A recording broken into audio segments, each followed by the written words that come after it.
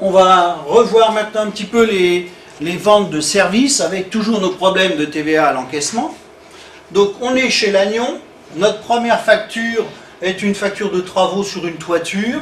Alors j'ai précisé que c'était une habitation de plus de 2 ans parce que rappelez-vous, hein, la réglementation fiscale, tous les travaux faits sur des habitations de plus de 2 ans chez les particuliers, la TVA est à 5,5. Si c'est pour des entreprises ou des maisons récentes de moins de 2 ans, c'est du 19,6. Donc à chaque fois, il faut avoir l'info. C'est donc un service, hein, des travaux ou prestations de services, c'est la même chose. Et on n'a pas, nous, de TVA à l'encaissement sur les débits. Donc on est à l'encaissement. D'où les problèmes qu'on a déjà vus avec les comptes de TVA en attente. Alors, qui me propose l'écriture de cette facture Aurore ? 401 et 411 pour 1266 au débit. 44 587 pour 66 au crédit. Et 704 pour 1200 au crédit. Alors, facture classique de travaux 704 donc, au crédit. Et je ne peux pas mettre la TVA normale, TVA collectée, puisque je suis sur une facture à l'encaissement. Donc, je vais attendre l'encaissement. D'accord ? Alors, on va voir si l'encaissement arrive après. Ça va être la surprise.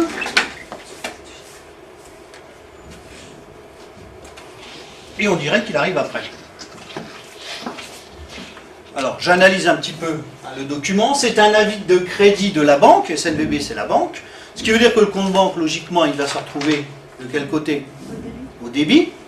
Et c'est bien le virement de Gauthier qui nous paye donc sa facture. Alors, Jessica, qu'est-ce que tu voulais indiquer ? 512 pour 1266 au débit. Et 411 pour 1266 au crédit.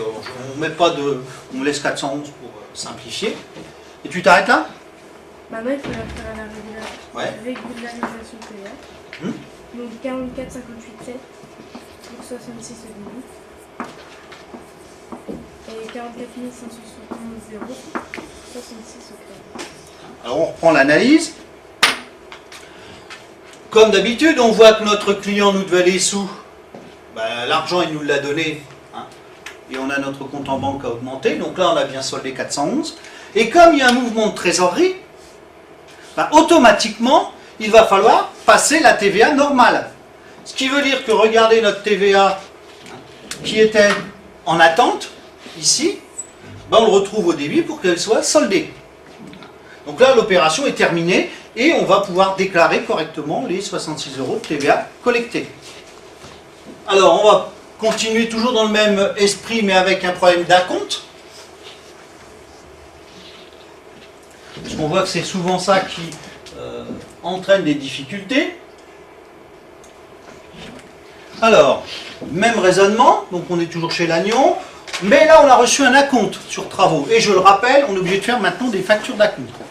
J'ai précisé dans le travail que je vous ai donné qu'on enregistrait, nous, chez Lannion, les acomptes hors taxe. Parce qu'il y a toujours le problème entre TTC et hors taxe. Là, on part sur le principe classique, c'est l'acompte hors taxe. Alors, je vais essayer de tout mettre sur le même écran.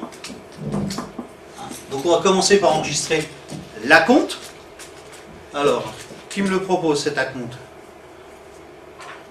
Cassandra ? 41,91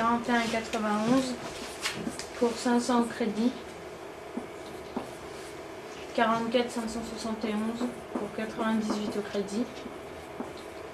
Et 512 pour 598 au débit. Voilà ce qui est proposé. Alors rappelez-vous, là c'est un acompte reçu. C'est-à-dire un compte client, tout compte fait, reçu du client. Donc c'est un compte 41 clients. Et puis comme on a un mouvement de trésorerie, on est obligé d'avoir la vraie TVA, le TVA collecté au crédit. Ce qui fait qu'en banque, on a toujours nos 598. Donc là, pas de problème. On va voir ce qui va se passer au moment de la facturation. Donc, facture. Et sur la facture, on voit bien que l'acompte est avant la TVA, donc bien hors taxe. Alors, Aurélia ?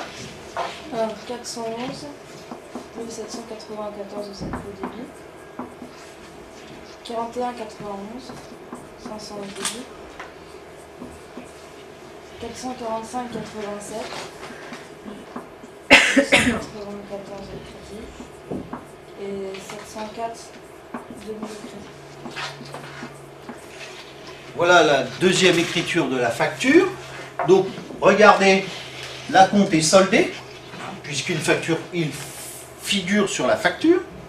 Et comme je n'ai pas le règlement de cette facture, et que je suis à l'encaissement, je mets les 294 € de TVA en attente du paiement. Des questions là-dessus? Donc il nous reste la troisième étape qui va être le règlement, c'est-à-dire le moment où on va avoir le chèque, qu'est-ce qui va se passer au niveau de la TVA, puisque notre problème est surtout là.